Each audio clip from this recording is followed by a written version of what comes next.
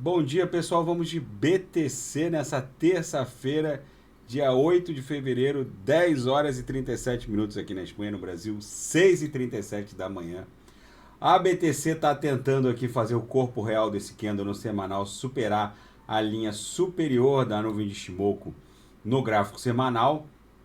Ela muito provavelmente vai ostentar um Morobuzu aqui ao final da conclusão desse desenho desse candle. Vocês vejam que a gente basicamente testou a mediana do canal de Keltner aqui no semanal. Fizemos a máxima de ontem para hoje em 45.501.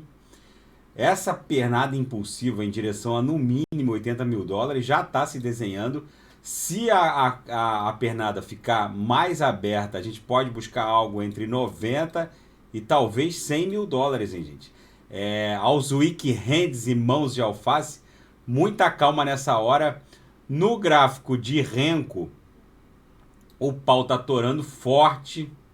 Vocês vejam que eu acho que a gente vai fazer um pullbackzinho aqui na faixa de 52 e pouco, para depois buscar 58. E não vai demorar muito não, tá, gente?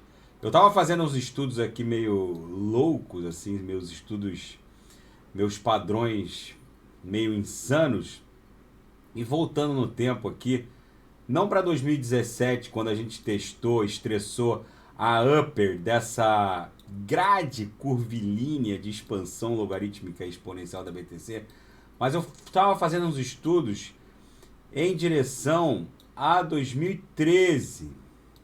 Vamos voltar no tempo aqui. Vamos expandir a nossa grade curvilínea de expansão logarítmica da BTC. Vocês vejam que em 2013 a gente testou a upper, a gente estressou a linha superior, a upper dessa grade de expansão logarítmica da BTC em 25 de novembro de 2013. Então, vamos ver quantas semanas a BTC demorou para estressar novamente a upper. Então, vamos buscar aqui. São meus estudos doidos, né, gente?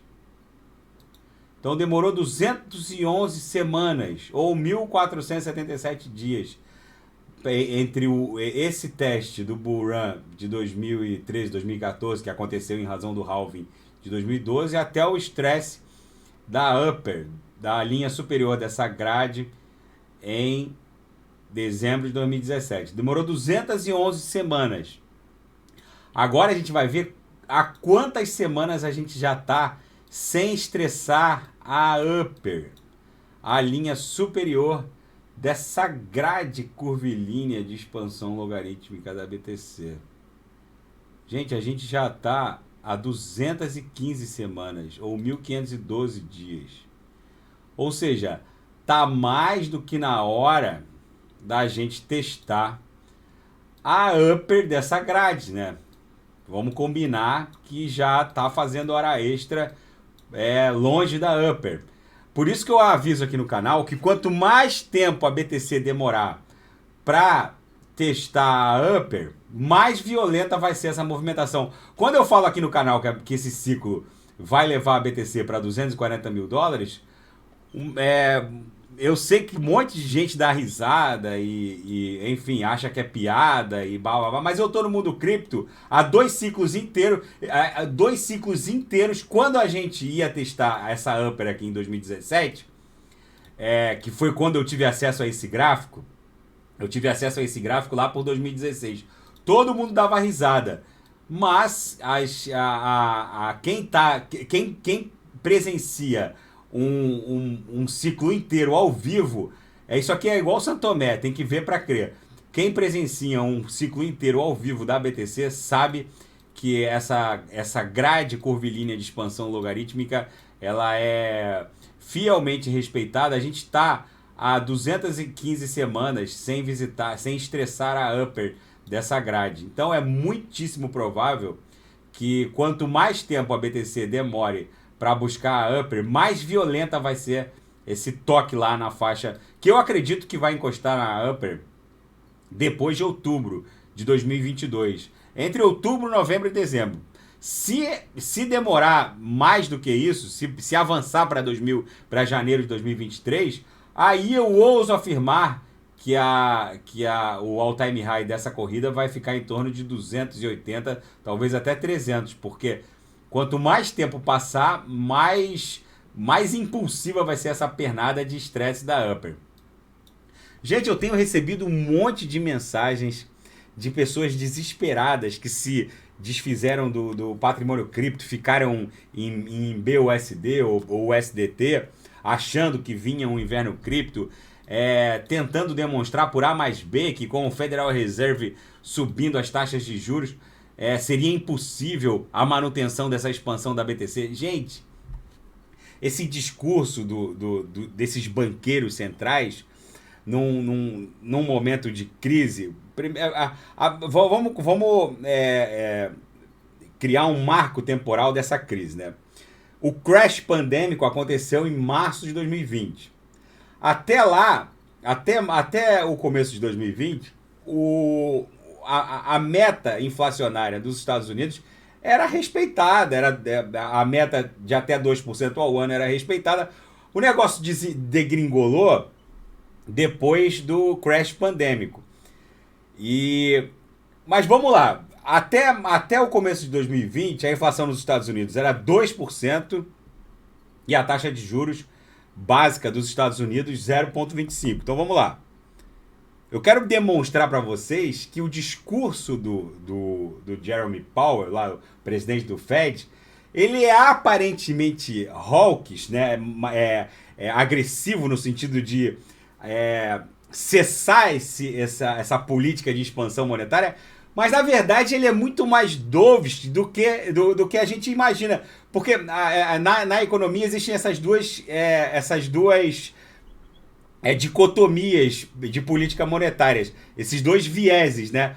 Ou os bancos centrais eles expandem a economia, né? Fazem crescer com o processo inflacionário, ou eles secam a economia, eles cortam essa política expansionista e busca esse crescimento através de uma política de aumento de juros, de eliminação desse excesso de liquidez no mercado, justamente para que a nação, no caso, os Estados Unidos, acabam impondo uma política que afeta o mundo inteiro, não só afeta a economia norte-americana, mas a do mundo inteiro, impondo uma política de incremento no superávit através do aperto na taxa de juros e obrigando a economia a crescer com uma inflação mais disciplinada. Só que com o crash pandêmico, a inflação nos Estados Unidos ela explodiu. Então vamos lá. Quando era 2% e a taxa de juros era 0,25%, se a inflação comeu 2% do poder de compra e a taxa básica de juros era 0,25%, então o juro real era de menos 1,75%.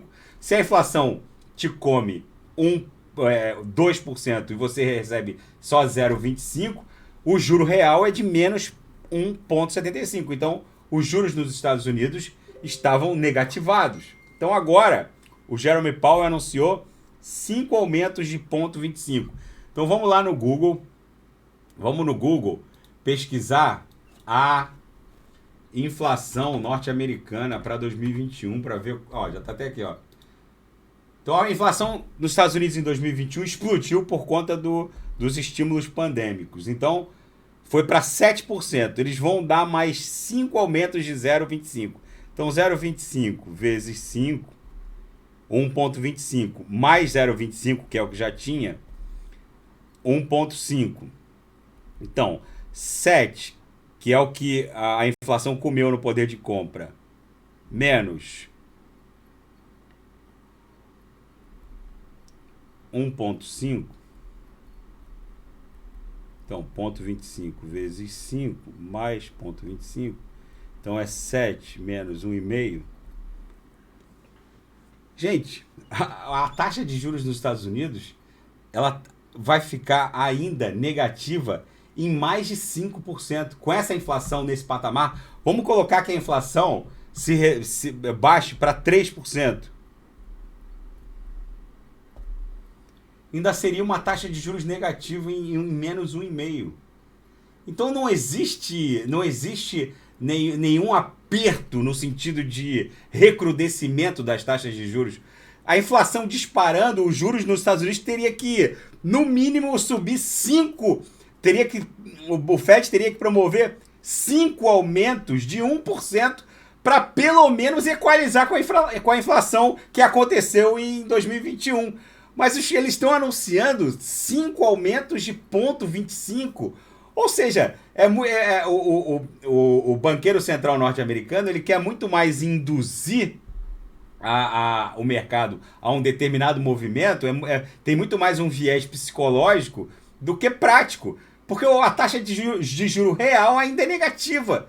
Então não caiam nessa cantilena. Gente, o gasto militar norte-americano é na ordem de 2,6 bilhões de dólares dia. Isso dá quase $1 trilhão ano. Essa máquina de guerra norte-americana não tem como ser sustentada sem uma política de expansão monetária. É uma bizarrice vocês acharem que esse movimento pode ser revertido. Tem o livro do Krugman que eu li, a Desintegração Americana, que ele conta toda a história lá desde do 11 de setembro, com George W. Bush iniciando essa corrida essa guerra contra o terror, com inimigos reais ou imaginários, na opinião dele, aumentando de forma exponencial os gastos militares, até chegar nessa situação atual dos Estados Unidos, em que eles gastam meia Apple por ano com defesa, e isso criou uma vertente de custo, de despesa pública, que não tem como dar ré. Os Estados Unidos eles fizeram uma aposta arriscada e mergulharam num mergulho sem fim, que eles ou eles aceleram ou o negócio explode.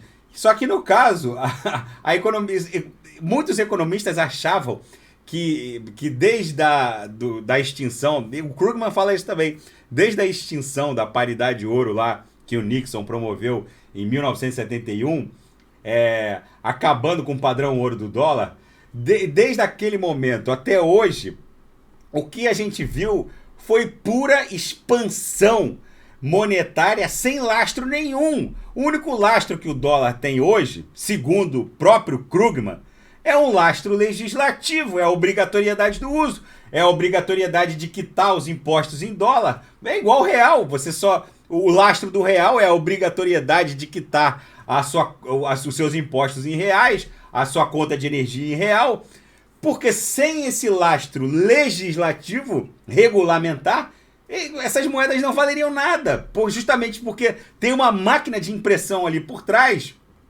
criando toda essa mentira expansionista. O que eu quero dizer para vocês é que esse discurso do Fed não encontra respaldo nenhum nos números. Se o Fed quisesse efetivamente recrudescer com o aumento dos juros norte-americanos, teria que ser no mínimo 5 aumentos de 1 ponto percentual, só para fazer frente à inflação de 2021. Então, gente, não caiam nessa cantilena. Eu, às vezes, fico lendo a Bloomberg e não acredito no que eu tô lendo. Ou os caras acham que a gente é muito idiota, ou eles têm certeza que a gente é muito idiota, porque não tem outra explicação. E as notícias do mundo cripto não param de bombar. Olha aqui. Olha o que está na Bloomberg hoje. Após o inverno frio da criptografia, a primavera... espere a primavera para a Web3. Agora só se fala em Web3, metaverso e tal.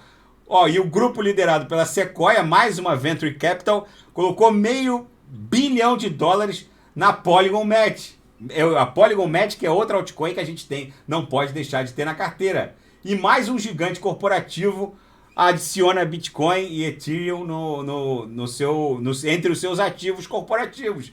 Ou seja, o capital institucional mantém o aporte, mantém a chegada junto ao mundo cripto e tem gente ainda se desfazendo do patrimônio cripto, ficando em um SDT, achando que aquilo ali tem lastro. Gente, o lastro do dólar é o mimimi do Jeremy Powell.